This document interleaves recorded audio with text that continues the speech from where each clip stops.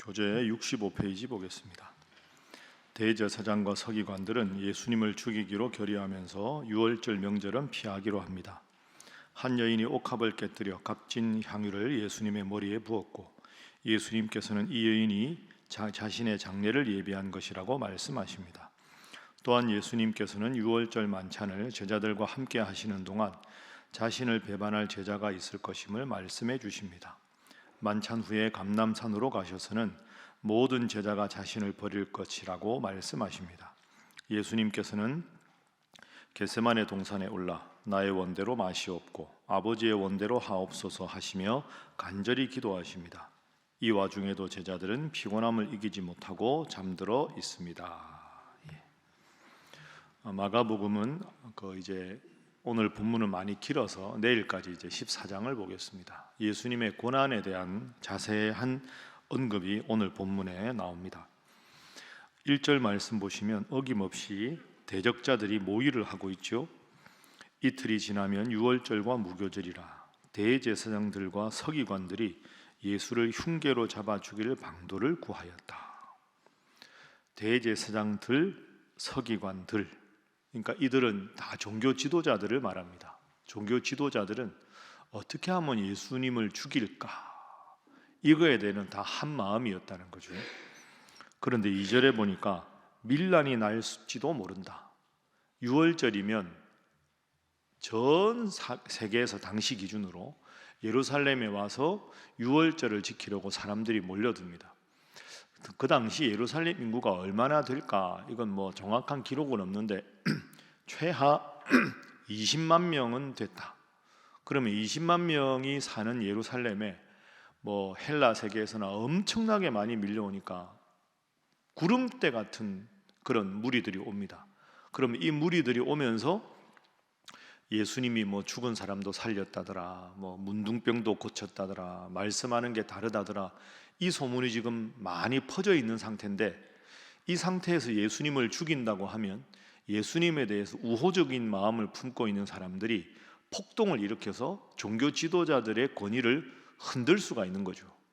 그러니까 이 사람들이 참 비겁한 사람들입니다. 종교 지도자들이 예수님을 죽이면서 자신들의 안위는 보존해야 되는데, 예수님을 죽이긴 해야 되는데 혹시 사람들 때문에 자신들의 지위가 위협을 당할 수 있으니 유월절은 피하자. 그러니까 자신들은 지키려고 하고 예수님은 죽이려고 하는, 여기에 완전히 혈안이 되어 있는 사람들입니다. 어떻게 보면 늘 말씀드리지만 서글픈 현실 아닙니까? 구약의 제일 전문가들이 예수님을 죽이려고 하고 있습니다. 자, 그리고 10절 보십시오. 10절, 11절. 자, 두 절 함께 읽습니다. 시작. 12 중에 하나인 가룟 유다가 예수를 넘겨주려고 대제사장들에게 가매 그들이 듣고 기뻐하여 돈을 주기로 약속하니 유다가 예수를 어떻게 넘겨줄까 하고 그 기회를 찾더라. 아멘. 자, 1절에서 고민했죠. 어떻게 예수님을 죽일까? 그랬는데 10절에 가룟 유다가 예수님을 넘겨주겠다고 대제사장들한테 갑니다. 11절에 그들이 기뻐했다. 이야, 정말 잘된 일이다. 우리가 죽이는 게 아니라 예수의 제자가 예수를 죽이겠다. 얼마를 달라 하니 이 얼마나 기쁜 일인가. 이렇게 지금. 근데 그 사이에 3절부터 9절 사이에 예수님 머리에 향유를 부은 여인이 나옵니다. 3절에 보면 베다니 나병 환자 시몬의 집이라고 되어 있으니까 이 여인은 아마 나사로의 여자 형제 마리아일 것이다 라고 봅니다. 이 나사로의 집이 베다니에 있었죠. 그러니까 자기 오라버니가 죽어가다가 예수님께 연락을 취했는데 예수님이 도착하기 전에 나사로가 이미 죽어서 나흘이나 지나죠. 근데 그 나사로를 살려주셨잖아요. 그것에 대해서 너무나도 기쁘고 감사해서 마리아가 향유를 바쳤다, 이렇게 봅니다. 자, 그러면 여러분 이 마가복음 14장의 배치를 한번 잘 생각해 보십시오. 우리는 흔히 복음서를 읽을 때 마가복음 1장부터 마가복음 16장까지가 시기적으로 연대순으로 배열된 거라고 생각하는데 그게 아니라고 제가 여러 번 말씀드렸습니다. 마가복음도 마찬가지입니다. 그러니까 성경은 보통 복음서 앞부분은 예수님의 탄생이 나오고 뒷부분은 예수님의 십자가가 나오기 때문에 쭉 연대순으로 되어 있을 거라고 생각하지만 그게 아닙니다. 먼저 된 거 나중 된 게 교차되거든요. 그러면 마가의 입장에서 한번 생각해 보십시오. 왜 예수님 머리에 향유를 부은 사건을 여기에 배치했을까? 이렇게 생각하고 다시 보면 1절, 종교 지도자들은 예수님을 죽이려고 했다. 10절, 예수님의 제자인 가룟 유다도 예수님을 죽이는데 가담했다. 그런데 이름조차 밝혀지지 않은 베다니, 제일 가난한 동네에 사는 여인은 그 비싼 돈으로 옥합을 깨뜨려서 300데나리온 이상, 노동자의 1년 벌어야 되는 품삯으로 예수님의 죽음을 예비했다. 그러니까 이걸 지금 묘하게 지금 배치를 한 겁니다. 제일 예수님에 대해서 변호해야 할 종교 지도자들은 예수님을 죽이려고 하고, 3년간 예수님의 모든 것을 본 가룟 유다고 예수님을 죽이려고 하는데, 이름도 안 나오고 제일 가난한 동네에 살고, 그리고 남성이 아니라 이름 없는 여인이, 그 가난한 동네에 사는 여인이 300데나리온이라는 목숨값을 팔아서 예수님의 장사를 준비한다. 그러면 마가가 이렇게 배치한 의도가 뭐겠습니까? 여러분, 예수님의 제자라는 거 중요하지 않습니다. 구약에 대한 지식이 많다는 거 하나도 중요하지 않습니다. 과연 여러분은 이 여인처럼 예수님을 정말로 사랑하십니까? 이걸 지금 오늘 우리 독자들에게 묻는 겁니다. 제일 가난한 동네, 이름조차 밝혀지지 않은 이 여인은 예수님께 목숨 바쳐 사랑했습니다. 예수님은 이 여인을 칭찬하셨습니다. 여러분도 이 여인을 본받으십시오 라는 뜻으로 지금 마가복음 앞부분을 우리에게 소개합니다. 그래서 오늘 첫 번째 기도 제목입니다. 이 여인의 아름다운 헌신을 본받게 하소서 하는 것입니다. 이 여인의 아름다운 헌신을 본받게 하소서. 목숨을 해하려고 하는 자들, 자신의 목숨을 바쳐 사랑하는 이 여인, 참 아름다운 여인이죠. 그러니까 예수님께서 9절에 내가 진실로 너희에게 이르노니 온 천하에 어디서든지 복음이 전파되는 곳에는 이 여자가 행한 일도 말하여 그를 기억하리라. 이 칭찬이 정말 돋보이지 않습니까? 참 이 여인은 행복한 여인입니다. 여러분, 이름값이 중요한 게 아니고 직위가 중요한 게 아니라 이 여인처럼 이름조차 나와 있지 않지만 정말 예수님 사랑하는 그 마음으로 예수님 앞에 이런 큰 칭찬을 받는 이 새벽의 모든 성도들이 되시기를 주님 이름으로 축복합니다. 자, 이어서 10절 말씀 우리가 보았습니다. 12 중에 하나인 가룟 유다가 예수님을 넘겨주려고 대제사장들에게 갔다. 여러분, 가룟 유다가 예수님을 배반한 건 우리가 다 알고 있습니다. 그런데 역설적으로 예수님 입장에서 생각해 보면 예수님이 제일 마음 아팠던 장면 중에 하나가 이 장면일 거라고 생각합니다. 모르는 무리들이 예를 들어서 어떤 사람이 있는데 자기 집에 아픈 사람이 있다. 그런데 이 사람을 예수님이 고쳐주기를 바라는데 예수님이 우리 동네를 안 왔다, 예를 들어서. 그래서 이 사람 자기 집에 있는 식구를 예수님이 안 고쳐주셨다. 의도적인 건 아니지만 그래서 앙심을 품어서 예수님을 죽이려고 했다든지, 아니면 정말로 종교 기득권을 가진 사람들이 예수님을 죽이려고 했다.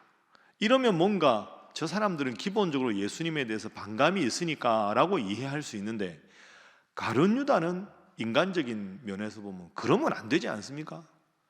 가룟 유다가 이러면 됩니까? 가룟 유다가 12제자 중에서도 돈괴를 맡은 자인데, 돈괴를 맡은 자라는 말은 제일 믿음이 가는 제자라는 뜻 아닙니까? 예수님 제자 중에 돈 많은 사람들도 별로 없었고 예수님도 가난한 나사렛 출신이고, 그러면 예수님하고 제일 나이가 많은 연장자 제자가 아마 제가 생각에 베드로쯤 될 겁니다. 베드로가 예수님하고 나이가 비슷하거든요. 제일 어린 제자가 요한복음을 쓴 요한입니다. 그러면 예수님이 33세에 돌아가셨으니까 30세부터 공생애를 시작하셨으면 30대, 20대, 요한은 10대 후반 정도 보거든요. 그러면 그 사람들이 13명이 늘 다니는 겁니다. 그러면 여러분, 성경에 안 나오지만 13명이 가다가 식사도 해야 되고 때로는 쉬어야 되고 거처가 있으면 자야 되고 그 경비가 안 들었겠습니까? 그러면 돈 많은 사람이 돈 쓰는 거야 괜찮은데, 예를 들어 수입이 아주 제한적인데 식구들이 여럿이라서 그 식구들 살림살이 하려면 얼마나 힘들겠습니까?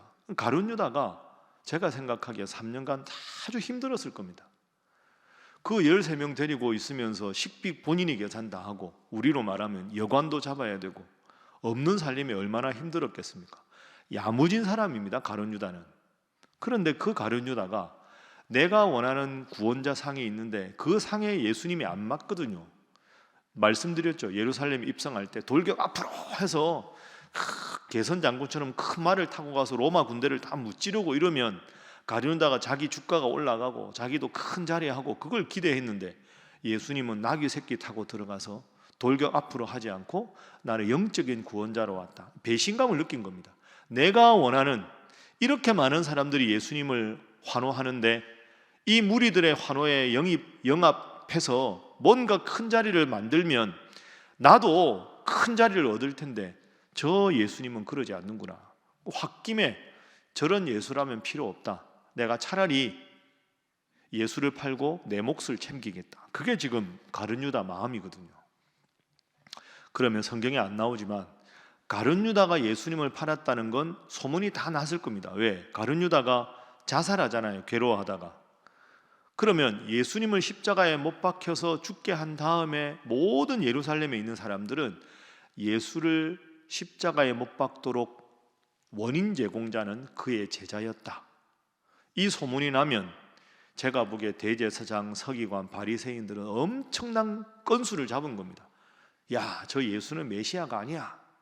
아니 왜 그렇게 말씀하십니까? 야, 지 제자 12명 중에 한 명이 팔았잖아. 그게 무슨 선생이야, 그게 선생이. 선생이라면 자기 제자들부터 변화시켜야 되는데 제일 믿을 만한 제자가 스승을 팔았다는 건 저 예수가 제대로 된 스승이 아니라는 거야. 아마 그렇게 말하는 사람이 아주 많았을 겁니다. 그 모든 원인을 제공한 사람이 가룟 유다입니다. 여러분, 가룟 유다가 예수님을 팔았다. 이게 오늘 우리에게 주는 교훈이 무엇일까요? 사람 의지하지 마십시오. 사람은 변합니다. 저 사람은 절대 그런 사람 아니야. 그 절대라는 건 사람에게 해당되지 않습니다. 적은 가장 가까이에 있다, 이런 말 있죠. 제일 믿었던 사람들인데 제자들이 다 도망도 가지 않습니까? 믿음의 대상은 하나님, 사랑의 대상은 사람. 이렇게 우리가 꼭 정리해야 합니다. 두 번째 기도 제목입니다. 사람을 의지하지 않고 주님만 의지하게 하소서 하는 것입니다. 사람을 의지하지 말고 주님만 의지하게 하소서. 그렇다고 모든 사람을 또 의심할 수는 없죠. 여러분, 해야 할 도리는 다 하십시오. 제가 자주 말씀드리지 않습니까? 도리는 다 하되 큰 기대는 하지 마십시오. 해야 할 도리는 다 해야죠. 그거 안 하면 주님 앞에 제가 부끄러운 거 아닙니까? 도리는 다 하되 내가 이만큼 했으니 이만큼의 반응이 오겠지라는 기대를 너무 크게 하면 상처를 내가 받습니다. 하나님 앞에 내가 할 도리를 다 하고, 그래서 그걸 고마워하면 하나님께 감사하고, 고마워하지 않으면 그냥 내가 베푼 것으로 만족하는 겁니다. 왜? 주님은 아시니까. 그럼 주님이 알아서 제 마음을 위로하시고 갚아주실 거 아닙니까? 믿음의 대상은 하나님이고, 여러분 함께 있는 분들 도리를 다 하십시오. 그러나 그 모든 기대는 나에게 그것이 돌아오지 않아도 주님께서 위로해 주실 것이다 생각하고 늘 믿음의 대상 하나님, 사랑의 대상 사람 기억하셔서 지혜롭게 살아가시기를 주님 이름으로 부탁합니다. 자, 이제 예수님께서 겟세마네 동산으로 올라가셔서 이제 기도하십니다. 22절부터 성만찬을 하시고 30절에 예수님께서 베드로의 부인을 말씀하시고 돌아가시기 전에 겟세마네 동산에 올라가시죠. 이미 죽음을 아셨습니다. 32절, 내가 기도할 동안에 너희는 여기 앉아 있으라. 그리고 기도하십니다. 35절 함께 읽어봅니다. 시작. 이르시되 나아가서 땅에 엎드려 될 수 있는 대로 이때가 자기에게서 지나가기를 구하여. 36절도 읽습니다. 시작. 이르시되 아빠 아버지여 아버지께는 모든 것이 가능하오니 이 잔을 내게서 옮기시옵소서. 그러나 나의 원대로 마시옵고 아버지의 원대로 하옵소서 하시고. 아멘. 죽음 앞에 예수님도 간절히 기도하셨습니다. 예수님도 기도하셨습니다. 예수님도 기도하셨는데 우리는 어떠해야 하겠습니까? 세 번째 기도 제목입니다. 항상 깨어 기도하게 하소서 하는 것입니다. 항상 깨어 기도하게 하소서.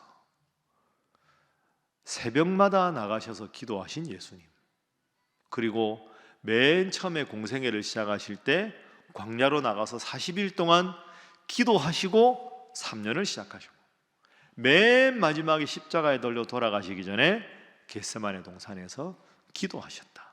예수님은 기도로 시작하시고 기도로 모든 일을 마치셨다. 이 새벽에 기도하러 나온 여러분들, 하나님께서 여러분을 귀하게 여기시고 사랑해 주실 줄로 믿습니다. 항상 깨어 기도하셔서 우리 오늘 찬양대 찬양한 대로 주여 나의 병든 몸을 이제 고쳐주셔서, 주여 나의 아픈 마음 위로하여 주셔서, 주여 나의 이 큰 문제를 주님 지혜로 해결하게 해주셔서 주님 앞에 간절히 기도해서 주님 주신 힘으로 능력받아 살아가는 여러분 되시기를 주님 이름으로 축복합니다. 기도하겠습니다. 하나님, 이름 없는 한 여인처럼 주님을 향한 사랑을 본받게 하시고, 사람을 의지하지 않고 주님 의지하며 내가 해야 할 일에 성실히 최선을 다하게 하시고, 오직 기도 가운데 주님의 뜻을 따라 살아감으로 주님께서 주시는 위로와 지혜와 능력이 충만한 삶을 살게 하여 주시옵소서. 함께 기도합니다. 주여 믿습니다. 주여 믿습니다. 주여 믿습니다.